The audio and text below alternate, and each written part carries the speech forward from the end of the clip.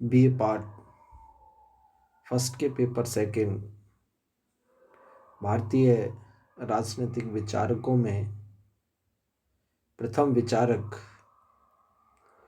मनु के राज्य की उत्पत्ति से संबंधित विचारों का विस्तृत विश्लेषण इस वीडियो में करेंगे।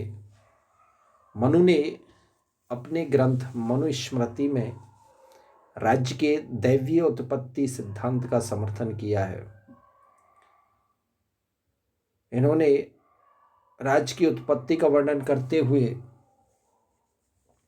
विस्तृत रूप से लिखा है कि राज्य पूर्व अवस्था का वर्णन करते हैं सर्वप्रथम, और राज्य पूर्व अवस्था का वर्णन करते हुए मनु ने लिखा है कि सृष्टि की प्रारंभिक अवस्था अराजकता से पूर्ण थी, मत्स्य न्याय का बोलबाला था, अर्थात राज्यविहीन अवस्था में मत्स्य न्याय के कारण भय, अशांति, उत्पीड़न का वातावरण व्याप्त था। बलवानों द्वारा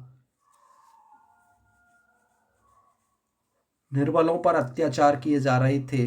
कोई व्यक्ति अपने कर्तव्यों का पालन करने में समर्थ नहीं था। ऐसी स्थिति में ईश्वर ने संसार की रक्षा, बलवानों पर अंकुश, भय की समाप्ति, शांति और उत्पीड़न मुक्त समाज के लिए राज्य या राजा की सृष्टि की। ये ध्यान रहे कि मनु राजा और राज्य को पर्यायवाची मानते थे। राजा की दैवीय उत्पत्ति का वर्णन करते हुए मनु ने कहा है कि वह 8 दिव्य अंशों से निर्मित है: इंद्र, वायु, यम, वरुण, चंद्रमा, पृथ्वी, अग्नि, सूर्य और कुबेर।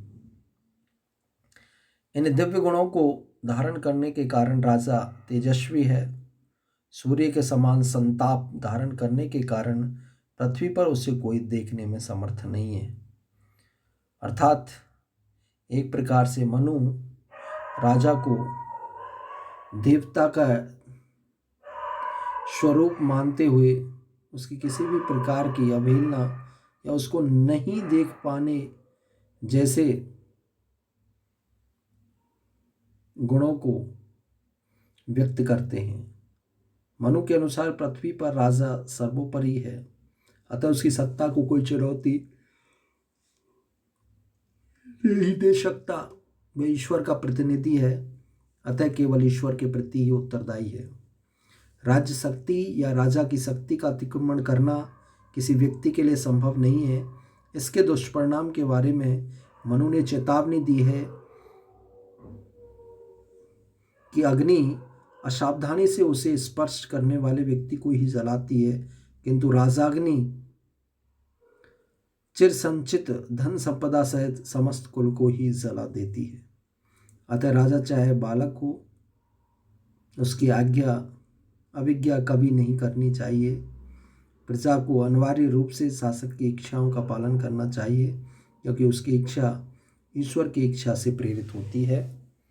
इस प्रकार मनु ने राज्य उत्पत्ति के दैवीय सिद्धांत का समर्थन किया है, और दैवीय सिद्धांत में कोई भी व्यक्ति राजा को देख नहीं सकता, ना ही उसकी सत्ता को चुनौती दे सकता है, चाहे वो गलत ही क्यों ना हो। इसलिए वो एक सर्वसत्तावादी राजा या राज्य का समर्थक है।